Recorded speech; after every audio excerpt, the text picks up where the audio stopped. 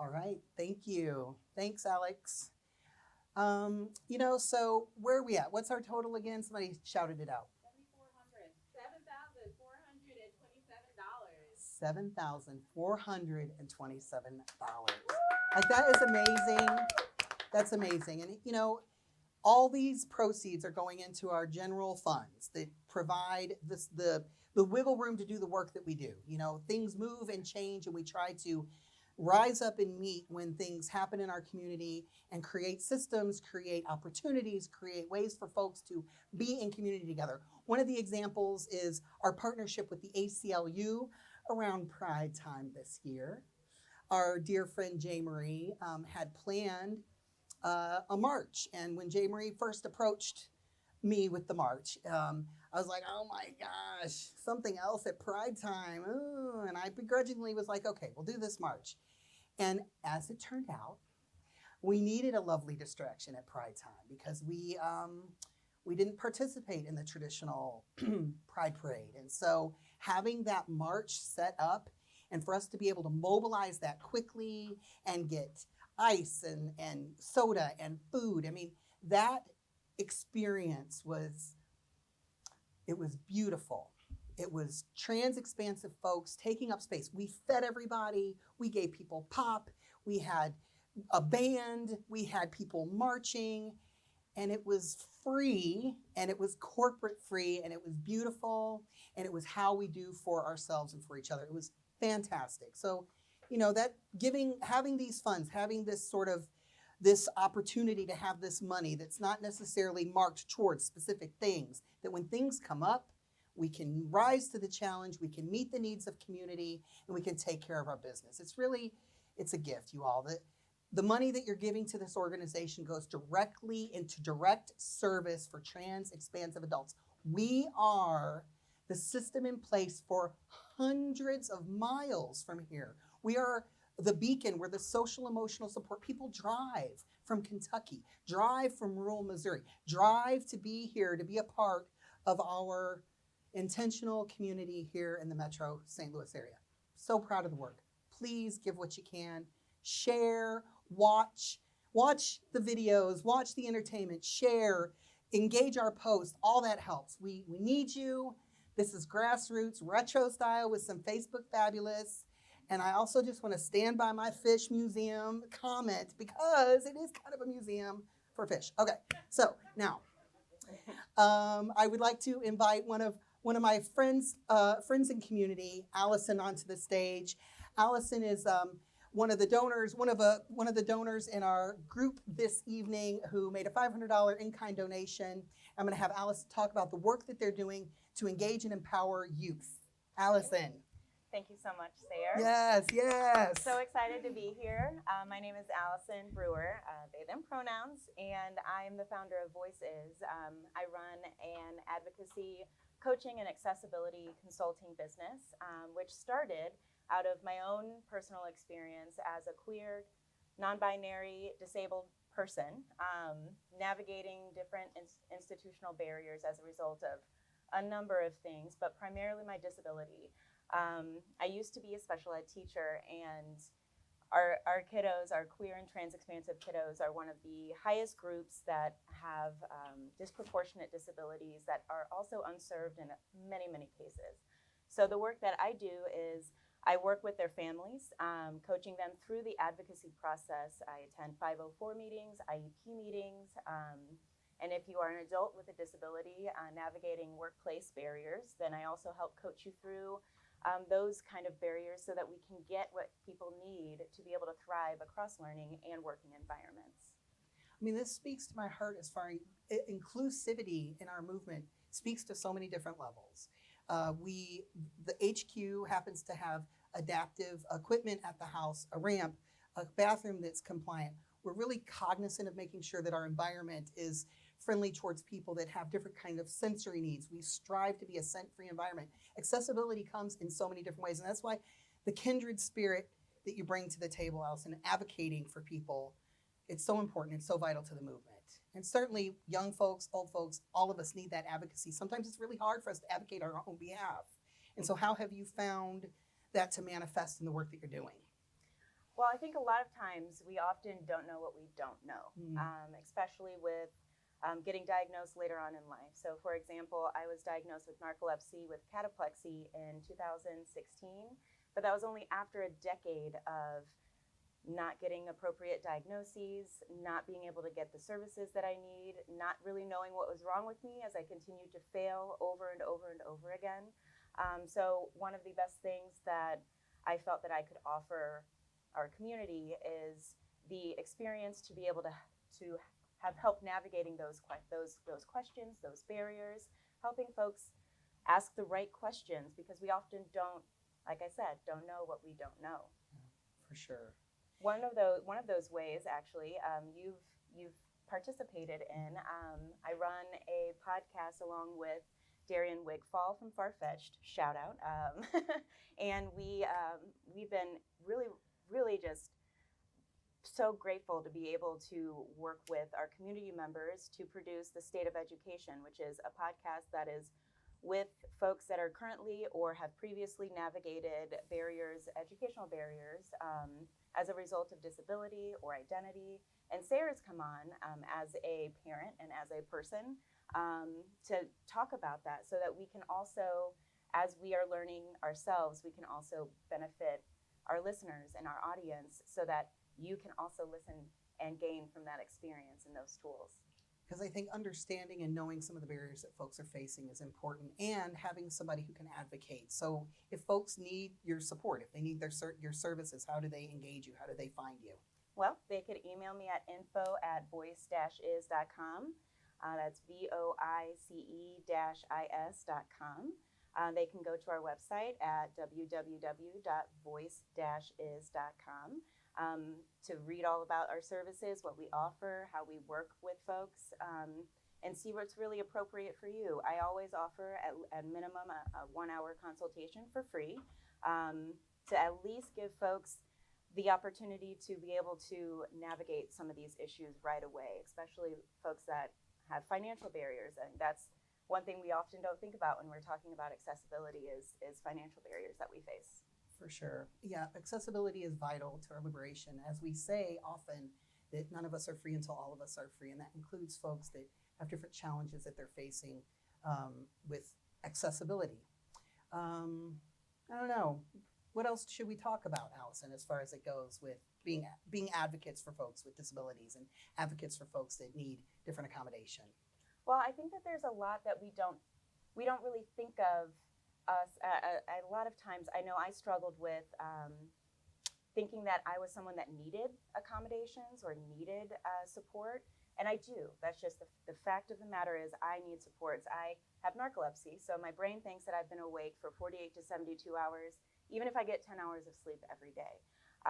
So one of the things I need in the workplace is nap time. And that's not something that we often think about as a way that we can support ourselves. So being able to really ask the questions to your medical professionals, ask your workplace, what are accommodations that you freely offer? What are things that you can advocate for yourself? We work through that process together so that we can be able to build appropriate environments across learning and workplace, so that we can really thrive across the board. Right on. Well, thank you for your advocacy. Thank you. Thank you for coming on and talking about, thank you for donating to the Metro Trans Umbrella Group and to the work that we do, and continued success. And, I just want to also put out there to folks who are a part of our trans expansive family, our trans expansive community, if you do have some different needs, some different barriers that are preventing you from getting services from our organization, we encourage you to reach in. We want to be including you. We want to be supporting you.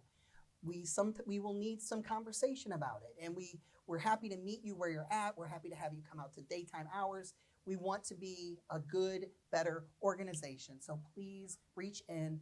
If you've got the spoons, we want to hear from you. Yeah. All right. Thank you so much. Thank you. All right, y'all. So we are heading into some special time here. This has become a little bit of a tradition here, third year in a row, with wanting to sort of center some of the humans that are doing the work. There are really a lot of folks behind the scenes at the Metro Trans Umbrella Group. I know you see my face all the time. I'm sick of seeing my face. There are so many faces and bodies and souls behind me that are doing this work, that are sort of the silent, the unsung heroes. We want to center two of those folks tonight, right? Here comes Lady Ashley. Yep. How should I'll let you go around me. Okay. Thank you. I'll go in front of you to get around Okay, you. that sounds good. I'm backing up. Okay. So we've got two awards that we hand out, right? We do. Yeah. You want to talk about one of them in particular? I think you should actually probably talk about that one more than I should talk Sorry. about that one. Well, one of the awards is called the Gregory Award, and this is named after this human next to me, who set the tone for allyship or accomplice. Accomplishment. We're working on a new word. Accomplishment. We're being a little bit more proactive in the St. Louis community. So we're changing our narrative a little bit about how we doing, what we work, and the work we do, and who we do it for. Because you've used your cis privilege so much to elevate our local movement, to elevate our organization. You put yourself out there all the time, Lady Ashley. And so we named this award after you. You were the first recipient. And now we're going to award our third recipient. Yes, and Yes. I am going to let you talk a little bit about that person. Okay. All right. So this award is being given to Aaron Smith. Surprise. Surprise, Aaron. All right. Because we love you. And because you, come on up. I know. We didn't give you a chance to. You want to say something, it's right here. Come I on want to in just here. say that you are a right-hand human in this organization. You are with us. You give hours and hours of your time and your talent. You do the rough, dirty work. You do this amazing event every year. You've given us so much love. And Aaron, you know, like how to step back too, which is like such a gift as like a white cis fella. And I just appreciate you so much, and I appreciate the work that you do for our organization, and this is well earned. And I love you so much, and I appreciate the space you take up in our movement.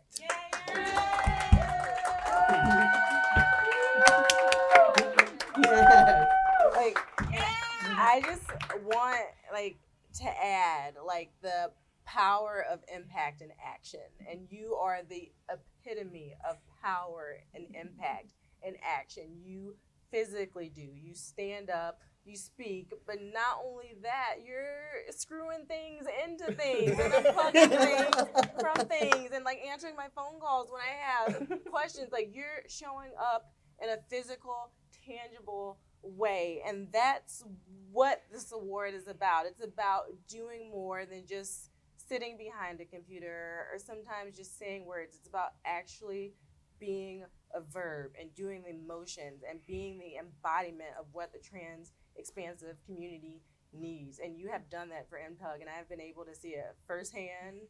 And also, I can just applaud Sarah for saying you also know, as a cis white guy, when you need to step back, and that is powerful in and of itself. So thank you for just encompassing everything that it takes to be gentle and loving, but present and there. So thank you. Thank you guys. Yes. Thank you. Thank you. Do you want to say something here? There's a mic right here if you There's want a to. mic? Yeah.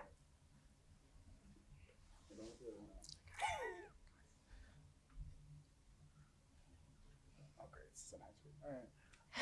All right. I love how you know what type of mic it is. I know which one to look out for. There's not a lot to say. I grew up in this whole idea that, you just, when you see something out there that needs to be done, you just pick it up and do it. And I think it was about 5 years ago that we first met. Yeah. And, back then I was doing a bunch of other stuff, but I started seeing this organization that was doing that work. They saw something needed to be done, and they picked up the work. Yeah. And so I figured, why not, you guys were literally the embodiment of what I was taught to do. And so it made a perfect fit for me just to catch on with you guys and help you guys do what you do best. No, we love you. Thank We you. love you. Thank you. Yay. Yay. Yay.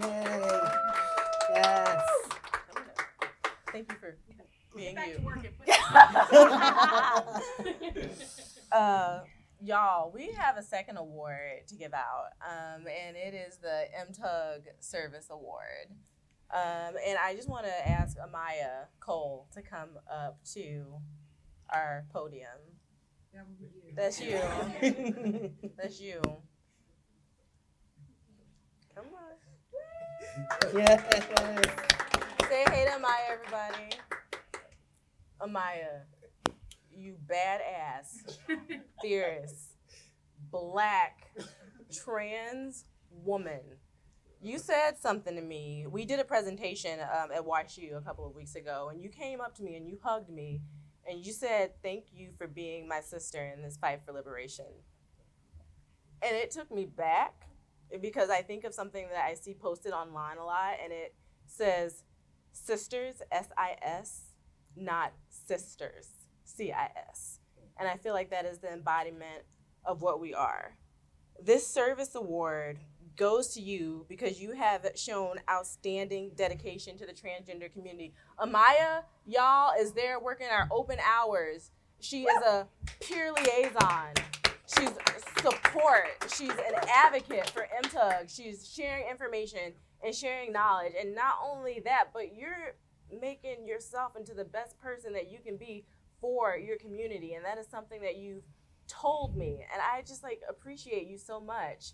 And I appreciate you for accepting me as a cis woman of color into your family and into your heart and just taking me. And I wanted to take the time because we talk a lot about our Black trans women who are being killed. And I'm going to say that again, our Black trans women who are being killed, mass numbers.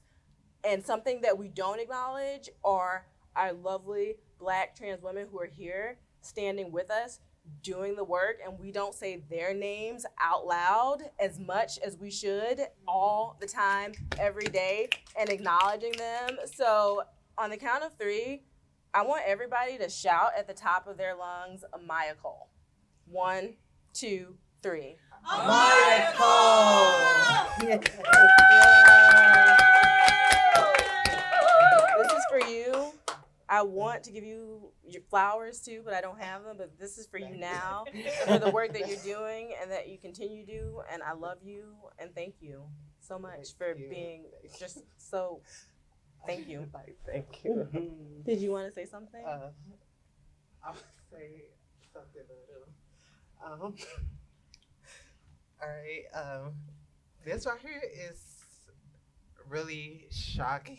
I wasn't expecting this, but I want to thank not only Lady Ashley but Sarah as well,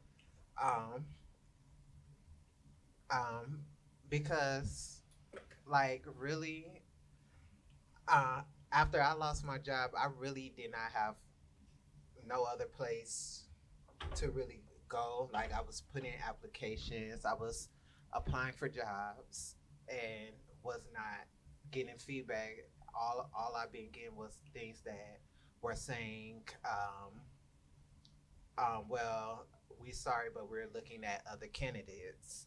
So I just started on my own, like I've been doing for ever since I came out as trans, and as long as I've been identified as bisexual and gay as well. I just been talking with people like me, encouraging them and doing that. And I just found out that's what I think that I'm supposed to do, is supposed to help my own community. And when I came out as trans, I just been fighting for other Black trans individuals and other trans individuals that's just all over, no matter the race, religion, and whatever. And I just want to say that I just dedicate myself to my community because I love my community, because this community is not only just a community of queer people and allies, but this is like my second family. So it's like me helping my family advance who they are. So I just want to say thank you again. So We love you. Yeah, We love you. thank you.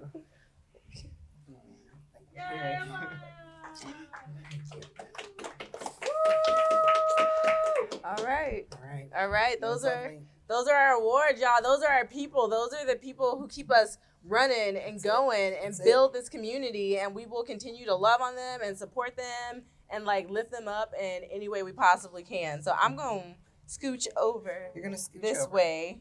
So I think I'm moving Yeah. to get an interview done. Yeah, so I'm gonna take these walking boots back over here to the side, and just like talk to y'all, just like a little bit more about MTUG and like the work that they're. Oh, did I come up? Wait, what? Oh, do I need to come No, up? you're good. Just look right. Oh, I'm looking. It's been a long day. Doing great. Please forget, you're doing great. Just keep it going. That's what we can do is just keep it moving. Like the work that MTUG is doing, y'all, is like revolutionary for the trans expansive community in St. Louis. They step up, they show out for themselves. They've made a spot in their hearts for allies and accomplices like me, and they need money to continue doing this work.